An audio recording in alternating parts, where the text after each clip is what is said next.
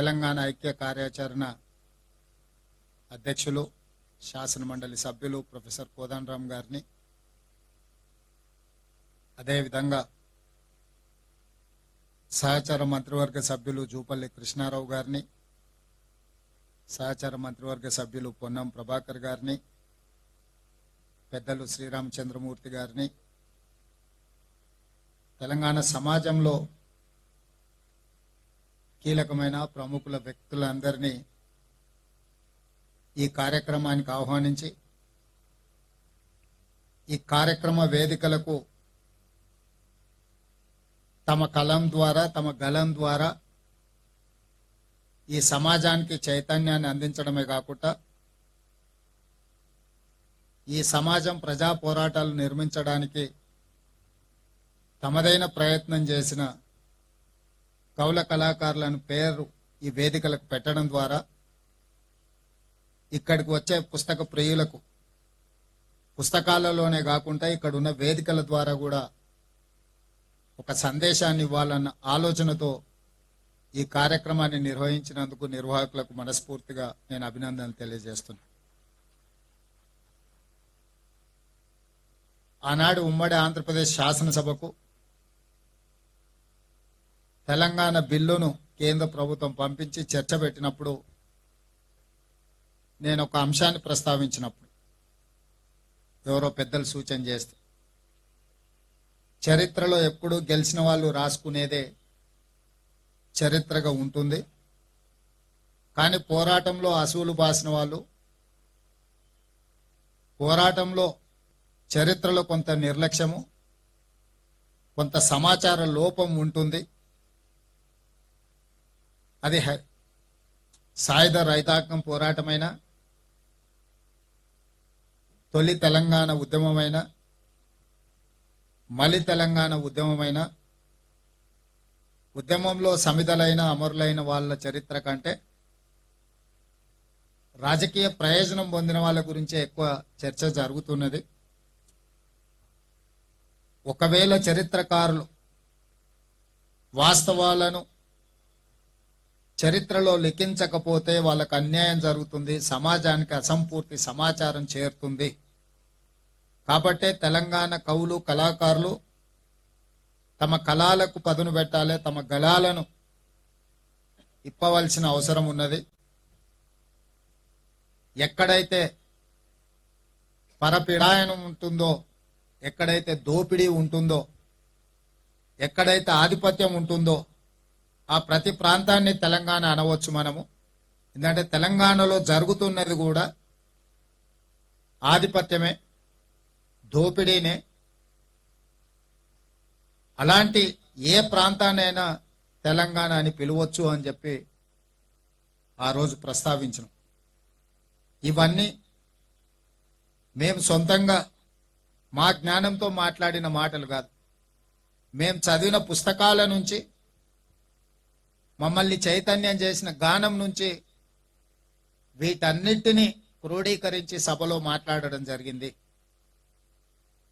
ఈరోజు సమాజం అధునాతన యుగం వైపు సాంకేతిక పరిజ్ఞానం పెరగడంతో డిజిటల్ యుగం కావచ్చు, సోషల్ మీడియా కావచ్చు, రకరకాల మాధ్యమాలు వచ్చి పుస్తకాలు, వాటికి ఉన్న ప్రాధాన్యత, చరిత్ర, ఈ చరిత్రను చదివితేనే భవిష్యత్తుకు పునాదులు వేసుకోవచ్చు అన్న ఆలోచన క్రమంగా తగ్గుతున్న పరిస్థితులు కనిపిస్తున్నాయి. అట్లాంటి కీలకమైన సందర్భంలో హైదరాబాద్ బుక్ ఫేర్ వీళ్ళు అశోక్ నగర్లో సిటీ సెంట్రల్ లైబ్రరీలో 1985లో చిన్నగా మొదలుపెట్టిన ఈ కార్యక్రమం ఈరోజు రాష్ట్ర స్థాయిలో వాళ్ళు ఈ కార్యక్రమం తీసుకోవడం, ఇలాంటి కార్యక్రమాలలో ప్రొఫెసర్ రమా మెల్కోటే గారు లాంటి మేధావులు అందరూ కూడా పాల్గొని వచ్చే తరానికి ఒక స్ఫూర్తినివ్వాలి.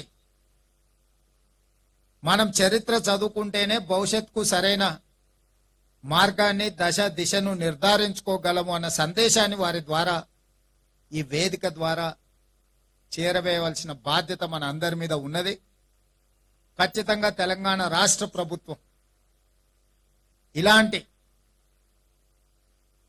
ప్రజలకు చేరువ కావాల్సిన కార్యక్రమాలను తప్పకుండా ప్రోత్సహిస్తుంది. ఈ కార్యక్రమంలో నా మంత్రివర్గ సహచరులే కాదు, నేను కూడా తప్పకుండా పాల్గొనడం ద్వారా ఈ సమాజం పట్ల మాకున్న సామాజిక బాధ్యతను మేము నెరవేర్చినట్టు అవుతుంది. ఎందుకంటే చాలా సందర్భాలలో 90% యాంత్రికంగా రాజకీయ అవసరాలకు అనుగుణంగా కొన్ని కార్యక్రమాలు జరుగుతుంటాయి. ఇలాంటి కార్యక్రమాలు సామాజిక స్పృహతోటి, సామాజిక చైతన్యంతో ఈ సమాజంలో వస్తున్న మార్పు మంచిదా చెడ్డదా, ఆ మార్పు సమాజానికి ఏ రకంగా ప్రయోజనం చేకూరుతుంది అని విశ్లేషించుకోవడానికి పనికొచ్చే వేదికలు ఇవి. ఇక్కడ చాలా పుస్తకాలు ఇక్కడికి వచ్చే వరకు చాలా మందికి ఇక్కడ ఉన్న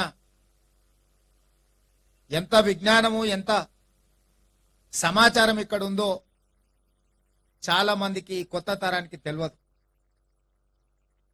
ఈ కొత్త తరం వాళ్ళకి తెలిసిందల్లా గూగుల్ ఒకటే, అందులో గూగుల్ చేస్తే ఆ వచ్చే సమాచారమే నిజమని అనుకుంటుంటారు. అందులో ఎవరో ఒకరు చేరవేసిన సమాచారమే మళ్ళీ వాళ్ళు చదువుకుంటున్నారు. అది వాస్తవం అవాస్తవానికి మధ్యలో there is an gap between truth and లై. ఎవరు ముందుగా అందులో ఏదైనా సమాచారాన్ని పెడితే అదే నిజం అనుకునే భ్రమలు. అందుకే ఎప్పుడు కూడా చరిత్రకారులు రాసిన పుస్తకాలు చదవడం ద్వారా చరిత్రలో కనుమరుగైన గొప్ప వ్యక్తుల గురించి తెలుసుకునే అవకాశం ఉంటుంది. అది నేను సంపూర్ణంగా విశ్వసిస్తున్నాను. ఎందుకంటే పోరాడి అమరులైన వాళ్ళ గురించి ఎవరో ఒక చరిత్రకారులు రాస్తే తప్ప రాసుకోవడానికి లేదు. గెలిచిన వాడు ఎవడైనా తన గురించి గొప్పగా రాసుకుంటాడు, ఎందుకంటే అధికారం తన చేతిలో ఉంటుంది. రాసేవాళ్ళు రాయించే వాళ్ళు వాళ్ళకు అనుకూలంగానే ఉంటారు. వాళ్ళకు అనుకూలంగా రాయించుకున్న చరిత్రనే నిజమైన చరిత్ర అని భ్రమలు కల్పించే విధంగా మనం కళ్ళ ముందు 10 సంవత్సరాలు చూసినాము. అందుకే గత 10 సంవత్సరాలు మన ముందర కనిపించిన చరిత్రలో ఉన్న వాస్తవాలు అవాస్తవాలను గుర్తించి ఈ వేదిక మీద ఇక్కడికి వచ్చిన కవులను కళాకారులను, అందుకే ఈ మధ్యకాలంలో తెలుగు యూనివర్సిటీకి సురవరం ప్రతాప్ రెడ్డి గారి పేరు మనం పెట్టుకోవడం జరిగింది. ఎందుకంటే వారి కలం ద్వారా ఆనాడు నిజాం ప్రభులకే వ్యతిరేకంగా ఒక పోరాటాన్ని మలిసిండ్రు. కాళోజీ గారు కావచ్చు, దాశరథి గారు కావచ్చు, ఇలా చెప్పుకుంటూ వెళ్తే చరిత్రలో చాలా మంది కవులు కళాకారులు మనకు స్ఫూర్తినిచ్చిండ్రు.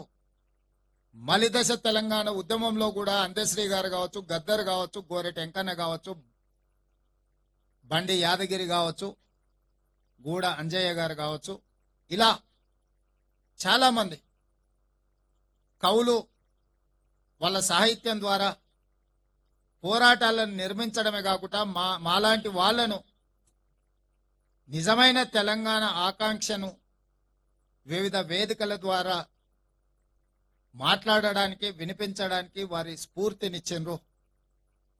ఇలాంటి పుస్తక ప్రదర్శనలు భవిష్యత్ తరాలకు మన చరిత్రను చేరవేయడానికి ఉపయోగపడుతుంది. నిజమైన చరిత్రను చేరవేయడానికి ఏర్పాటు చేస్తున్న ఇట్లాంటి పుస్తక ప్రదర్శనలకు ఈ తెలంగాణ రాష్ట్ర ప్రభుత్వంలో సముచితమైన గౌరవము, సముచితమైన అవకాశాలు ఉంటాయి. ఏదైతే అంశాలను కొన్నింటి నా దృష్టికి తీసుకొచ్చారు, శాశ్వతంగా కార్యాలయంకి సంబంధించి కానీ, పుస్తకాలు విడుదల చేసుకోవడానికి అవసరమైన వసతులు కానీ, పుస్తక ప్రదర్శనలు చేసుకోవడానికి కూడా కొన్ని వెసులుబాట్లు, కొన్ని వసతులు ఉండాలని, వీటికి సంబంధించి పూర్తి వివరాలను ప్రొఫెసర్ కోదండరామ్ గారు ఏం చేస్తే బాగుంటుందో మరొక నివేదిక రూపంలో రాష్ట్ర ప్రభుత్వానికి ఇస్తే తప్పకుండా నిర్వాహకులు ప్రభుత్వానికి విజ్ఞప్తి చేసిన అంశాలను ప్రభుత్వం పరిశీలించి, ఎందుకంటే ఇది 4 కోట్ల తెలంగాణ ప్రజలకే కాదు, ఈ ప్రాంతానికి వచ్చిపోయే వాళ్ళ నుంచి సమాచారం సేకరించాలనుకున్న ప్రతి వాళ్లకు అది ఉపయోగపడుతుంది. తప్పకుండా ఆ సామాజిక బాధ్యతను తెలంగాణ రాష్ట్ర ప్రభుత్వం నెరవేరుస్తుందని తెలియజేస్తూ మీ అందరి దగ్గర సెలవు తీసుకుంటున్నా. ధన్యవాదాలు మిత్రులారా.